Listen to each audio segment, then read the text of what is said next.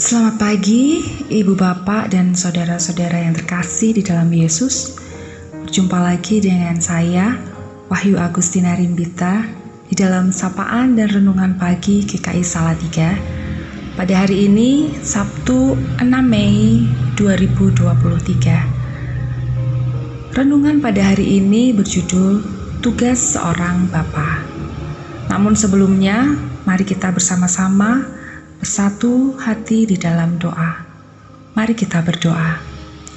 Selamat pagi Allah Bapa di surga, Allah yang Maha Pengasih, Allah yang Maha Baik. Kami bersyukur untuk penjagaan-Mu semalaman, sehingga kami bisa tidur dengan nyenyak. Terima kasih untuk pagi indah yang Kau sediakan bagi kami. Hari ini Tuhan, kami anak-anak-Mu akan melakukan berbagai aktivitas. Kami akan bekerja dan menjalankan tanggung jawab kami. Kiranya Engkau mampukan, Kau pimpin kami, dan terlebih lagi sertai kami dengan terang firman-Mu, sehingga apa yang kami lakukan boleh seturut dengan kehendak-Mu dan menyenangkan hati Tuhan. Di dalam nama Tuhan Yesus kami berdoa. Amin.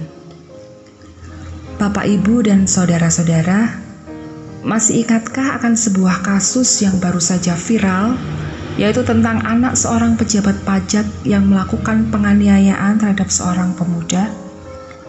Atau kasus anak seorang artis yang masih duduk di bangku SMP yang terjerat kasus narkoba? Tentu kita bertanya-tanya, apakah yang kurang dari kehidupan seorang anak pejabat atau seorang artis sehingga mereka sampai masuk terjerat di dalam kasus-kasus tersebut? Banyak yang berpendapat bahwa mereka salah asuhan atau salah didikan. Tentunya kita tidak ingin anak-anak kita menjadi seperti itu. Sebagai orang percaya, kita memiliki panduan yang benar tentang bagaimana cara mendidik anak yang baik, yaitu di dalam Alkitab. Salah satunya adalah dalam Efesus 6 ayat 4 yang berbunyi, "Dan kamu bapak-bapak, janganlah bangkitkan amarah di dalam hati anak-anakmu, tetapi didiklah mereka di dalam ajaran dan nasihat Tuhan." Ada 3 hal yang menarik dan menjadi inti dari ayat tersebut. Yang pertama, ayat tersebut merupakan nasihat Paulus yang ditujukan kepada bapak-bapak. Hal ini mengisyaratkan bahwa tugas mendidik anak merupakan tugas seorang bapak atau seorang ayah. Di masa sekarang ini, banyak kita temui anak-anak yang kehilangan sosok seorang ayah. Meskipun sekarang ini sang ayah hadir secara fisik di tengah anak-anaknya, tetapi tidak ada kelekatan secara emosional. Atau sang ayah hanya hadir memberikan kebutuhan jasmani tanpa menyentuh kebutuhan rohani anak-anaknya.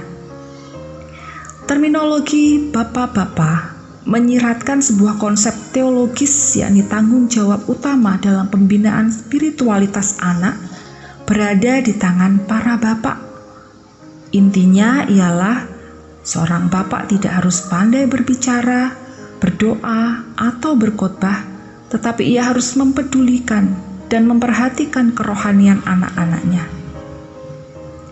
Hal kedua yang menarik dari teks ini adalah pemunculan bentuk perintah negatif atau larangan. Janganlah bangkitkan amarah dalam hati anak-anakmu. Larangan ini bahkan diletakkan di bagian awal sebelum perintah. Didiklah mereka di dalam ajaran dan nasihat Tuhan. Ini berarti Rasul Paulus memberikan penekanan yang sangat penting bagi para bapak untuk memperhatikan cara yang digunakan ketika melakukan perannya sebagai seorang bapak. Secara harafiah, bagian ini berbunyi, "Jangan memprovokasi anak-anak kalian," yang artinya menimbulkan suatu kepahitan, kemarahan, sakit hati, kecemburuan, kegelisahan dalam hati anak-anak. Yang ketiga adalah nasihat. Didiklah mereka di dalam ajaran dan nasihat Tuhan. Seorang ayah berkewajiban untuk mendidik dalam ajaran dan nasihat Tuhan. Ada kasih, tetapi ada disiplin.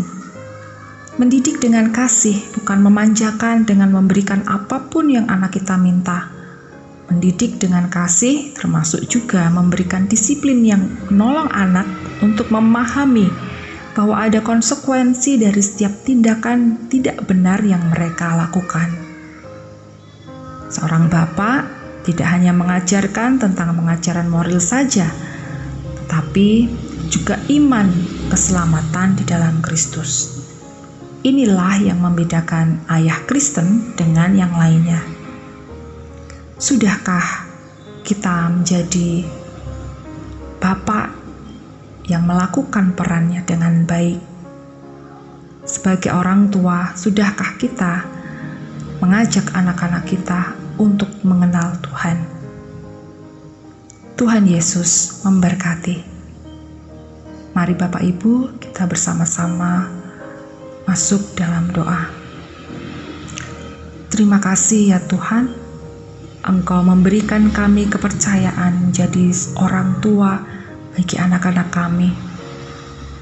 Kiranya Tuhan menolong kami untuk kami bisa menjadi orang tua yang baik, menjadi bapak yang baik, menjadi ibu yang baik, yang dapat membawa anak-anak kami kepada terang kasih-Mu. Pimpinlah dan tuntunlah anak-anak kami, sehingga mereka bisa bertumbuh mengenal Engkau dan memiliki iman yang teguh kepadamu. Di dalam nama Tuhan kami Yesus Kristus kami berdoa. Amin. Selamat pagi, selamat beraktivitas, Tuhan memberkati.